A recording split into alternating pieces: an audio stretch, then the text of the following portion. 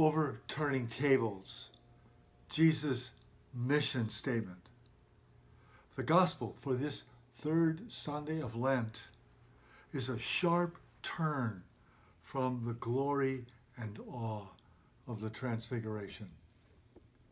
The account of Jesus overturning the tables of the money changers is from chapter 2 of John, the beginning of the ministry of Jesus. It is interesting to compare this account with chapter 11 of Mark's gospel. Mark situates Jesus' action just before his death. He reads it as prophetic and quotes both Isaiah and Zechariah as, if you will, a warrant for the action. It's a sign for Mark that the reign of God is being ushered in. It's the end for Mark of business as usual in the temple and everywhere else. What a surprise to turn to John's version.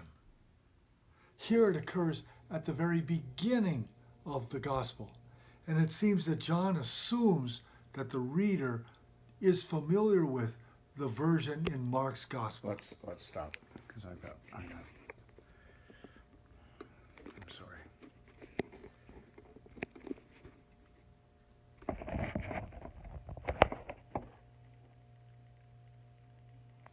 Go for it. What a surprise to turn to John's version. Here it occurs at the very beginning of the gospel, and it seems that John assumes that the reader is familiar with Mark's version. John's description is more dramatic. Jesus makes a whip out of cords, and we hear not simply of doves, but of sheep and oxen. We witness a stampede of livestock. There are no quotes from the prophets, but a simple command. Take these out of here and stop making a marketplace out of my Father's house. In John's gospel, Jesus replaces one institution after another. His life, death, and resurrection definitively fulfill the meaning of the Torah, the Passover feast, and the temple. Jesus can drive the animals out of the temple because his own self-offering on the cross will permanently fulfill the purpose of the temple sacrifice. Jesus' words, "Zeal for your house consumes me," have a double meaning. Ultimately, his zeal for God will consume him, and the authorities' zeal will bring about the death of Jesus. If we look to Mark, we're probably closer to the actual sequence of events. And if we look to John, we are closer to the deeper meaning.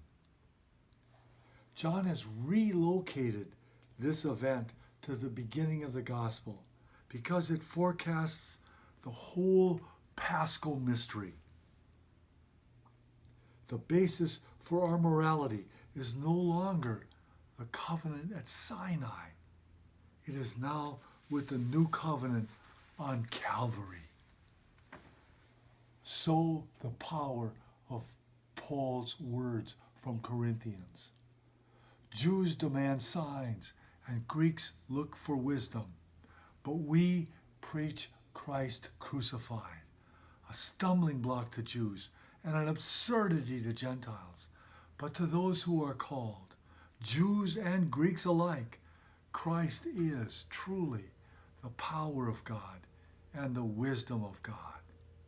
For God's foolishness is wiser than humans, and God's weakness is stronger than human strength.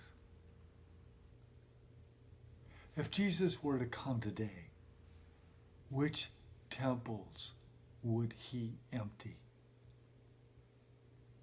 For one, I think he would empty the temple of violence. violence as business as usual, violence as the standard way of operating in the world. He would repeat those ancient words, "You shall not kill." Specifically, you shall not choose agricultural, industrial, or technological processes which destroy the natural resources of the earth. You shall not kill the earth, water, or air. You shall not pursue an economic structure that is indifferent to global realities of poverty. You shall not kill the poor as if their lives meant nothing. You shall come to a new respect for human life, born and unborn, men and women, old people and young. You shall not kill or waste a human being. Choose life for others, for yourself.